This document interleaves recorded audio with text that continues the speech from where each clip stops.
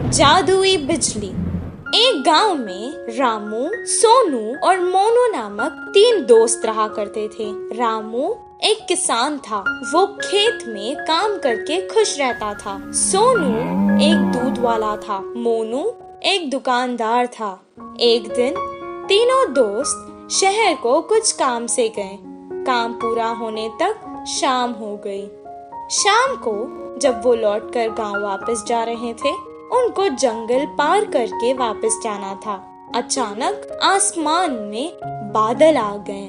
कुछ देर तीनों दोस्त एक दूसरे से मशवरा करने लगे, फिर आगे चलते रहे। अचानक बादलों में बिजलियां कड़कना शुरू हो गई। वो डर गए।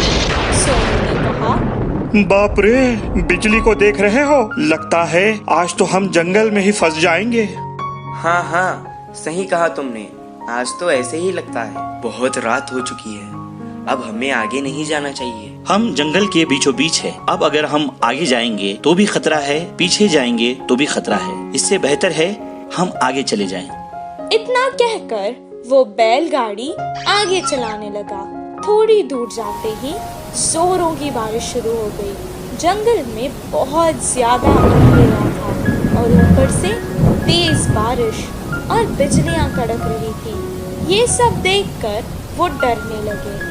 अचानक उनकी बैलगाड़ी के सामने एक बड़ा सा पत्थर आ गिरा।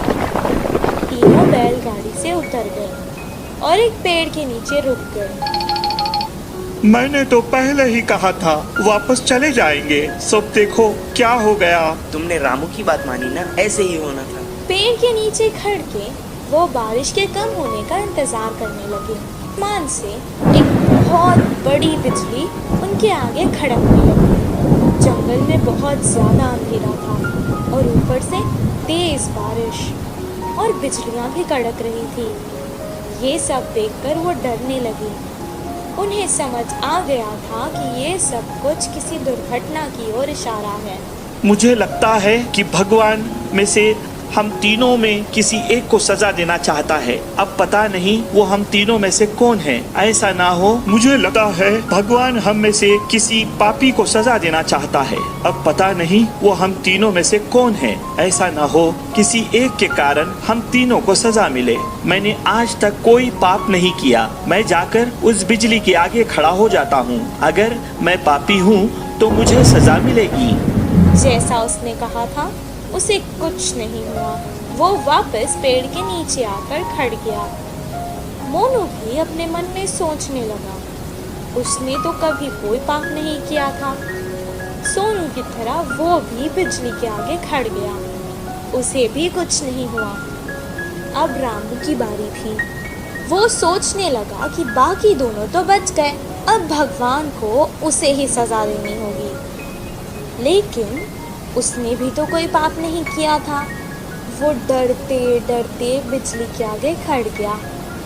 तभी अचानक बिजली वहां से पेड़ की तरफ चली गई और पेड़ के ऊपर गिर गई। पेड़ जल गया और उसके नीचे खड़े सोनू और मोनू मर गए। रामू को कुछ देर तक समझ ही नहीं आया कि आखिर हो क्या रहा है।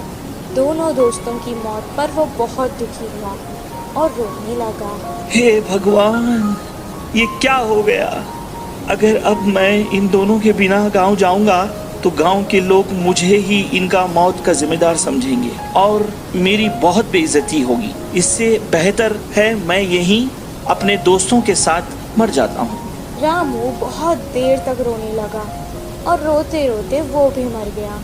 और अचानक एक देवी आकाश से प्रकट हुई और वो रामू की अच्छाई से बहुत खुश हुई, इसलिए उसने तीनों को जीवित कर दिया। रामू, तुम बहुत अच्छे हो इंसान। रामू, तुम बहुत अच्छे इंसान हो।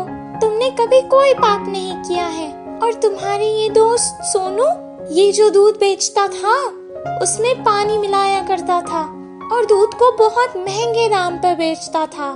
तुम्हारा ये दोस्त मोनू, ये जो व्यापार करता था, ये दुकान के सामान में मिलावट करता था और बहुत महंगे दाम पर बेचता था। तुम ही बताओ, क्या ये पाप नहीं? पर तुम बहुत अच्छे हो, सबकी मदद करते हो। तुमने ऐसे पापियों के लिए अपनी जान दे दी। मुझे अच्छा लगा।